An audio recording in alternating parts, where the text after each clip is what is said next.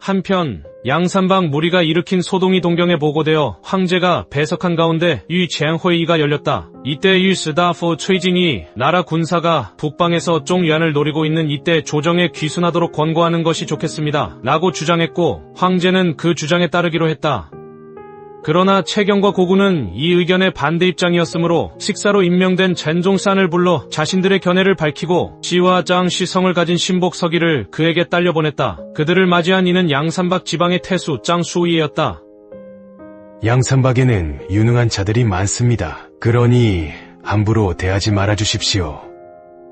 장수갸는 이렇게 조언을 했다. 그러나 진종선은 이를 귀담아 듣지 않았다.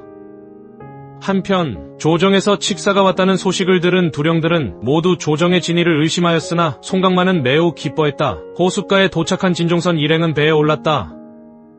배가 출발한 지 얼마 지나지 않아 상류에서 두 척의 배가 빠른 속도로 다가왔다. 그때 배를 몰던 완소칠이 "아, 이런!" 하고 외쳤다. 어떻게 된 일인지 배 안에 물이 스며들어 점점 차오르고 있었던 것이었다. 그러자 진종선 일행은 당황하며 맞은편의 두 척의 배에 옮겨 탔다.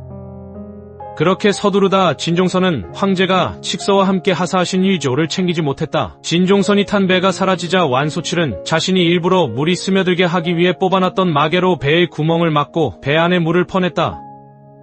하하, 어디 천자가 하사했다는 술 맛 좀 볼까? 그 시각 진종선 일행은 기슭에 도착하였고 송강 등이 이들을 공손히 맞이했다. 그러나 진종선 일행은 거만한 태도로 송강을 대했고 이것이 두령들의 비위를 거슬리게 했다. 하지만 겉으로 표현하지는 않고 잠자코 있었다. 이윽고 충의당에 모여 진종선이 상자에서 칙서를 꺼냈고 소양이 이것을 읽었다.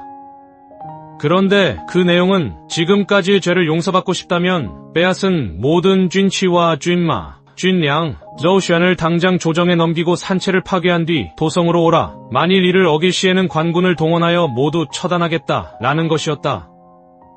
이때 대들보 위에 있던 이규가 갑자기 뛰어내려와 소양의 손에서 천자의 칙서를 빼앗아 갈기갈기 찢어버리고 진종선의 멱살을 잡았다. 그러자 이석이가 "이 되먹지 못한 놈들이라고 외쳤다. 그러자 송강과 노준이는 이규를 달래며 진종선에게 사죄했다. 그리고 나서 천자가 하사한 어주를 두령들에게 따라주었다. 그런데 금잔에 담긴 어주를 본 노지심이 화가 나서 석장을 손에 들었다. 어주라고 가져온 것이 시골 막걸리였기 때문이었다. 물론 이것은 완소칠이 부하들과 열병의 어주를 몽땅 마셔버리고 질 낮은 탁주로 바꿔지게 한 것이었다. 아니, 우리들을 뭘로 보고 이렇게 대하는 거냐?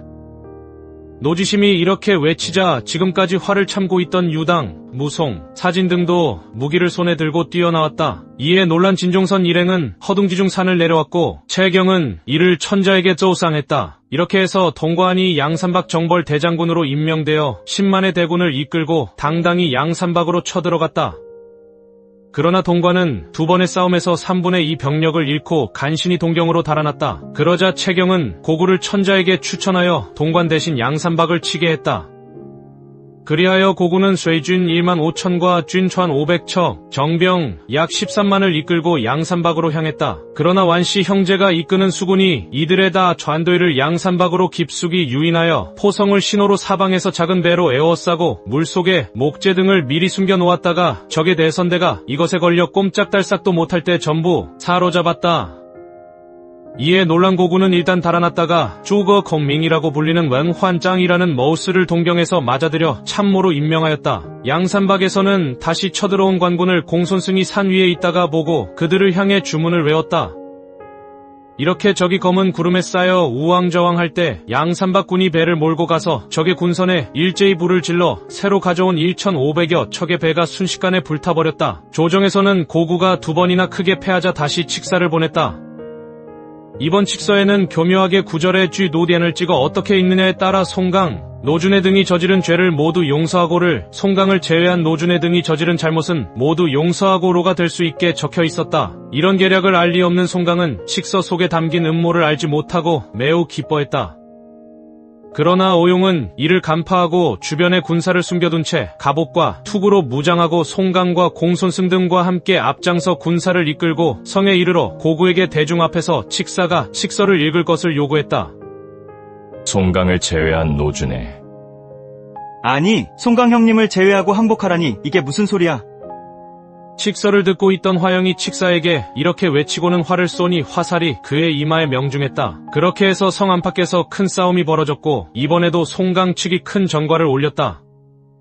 그러자 동경에서 새로 수천 명의 칭웨이준 정예 부대가 도착했다. 그러자 양산박에서는 고구가 수천 명의 목수를 모아 서둘러 만든 큰 쥔좌을 조선소에 침투하여 배는 물론 장로, 여물 저장소 등에 불을 질러 고구에게 큰 타격을 안겼다. 그러나 고구는 포기하지 않고 다시 배를 만들어 마침내 군선 300여 척을 완성하였다. 그리고 10,000명의 수병 훈련도 끝마쳤다. 때를 맞춰 양산박에서 도전장이 날아왔고 고구는 문안장의 만류도 듣지 않은 채 몸소 군선에 올라 양산박으로 쳐들어갔다. 양산박군은 산 위에서 울리는 하어파어를 듣고 갈대숲에 수많은 장애물을 물속에 설치했다. 그러자 관군은 지난번처럼 배가 움직이지 않게 되었고 장순이 이끄는 수병이 물속으로 들어가 군선 밑에 구멍을 뚫어 모든 배들이 물이 새기 시작했다. 그렇게 해서 고구는 결국 물속에서 장순에게 붙잡혀 산으로 끌려갔다. 2차례나 천자의 칙서를 받았으나 유감스럽게도 그 뜻을 받아들일 수 없었습니다. 그러나 이것은 결코 우리들의 본의가 아니니 천자께 우리의 뜻을 전해주셨으면 합니다. 걱정 마십시오. 고구가 마지못해 받아들이자 두령들은 번갈아 가며 공손히 그에게 술잔을 권했다. 술이 거나하게 취하자 고구는 자리에서 일어나 옷을 벗어 던지고 연청에게 씨름을 하자고 하였다.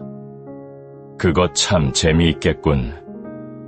그렇게 해서 두 사람이 맞붙게 되었고 먼저 고구가 안다리를 걸었다. 그러나 연청의 배지기에 고구가 낮아빠졌다. 그러자 송강과 노준이는 당황하여 그를 부축해 일으키고는 옷매무새를 고쳐주었다. 그러자 씨름은 자신이 천하제일이라고 자랑하던 고구가 멋쩍어 하며 얼굴을 붉혔다. 다음날 고구가 나를 도성으로 돌려보내 주시오. 반드시 귀공을 종용하도록 천자께 말씀드리리다 라고 하였다. 그렇게 해서 고구는 산을 내려갔다. 그런데 혼자가 아니라 동행한 이들이 있었으니 바로 고구가 동행을 요구했기 때문이었다. 송강은 고구의 요구에 오용과 의논하여 소양과 악화를 딸려보냈다.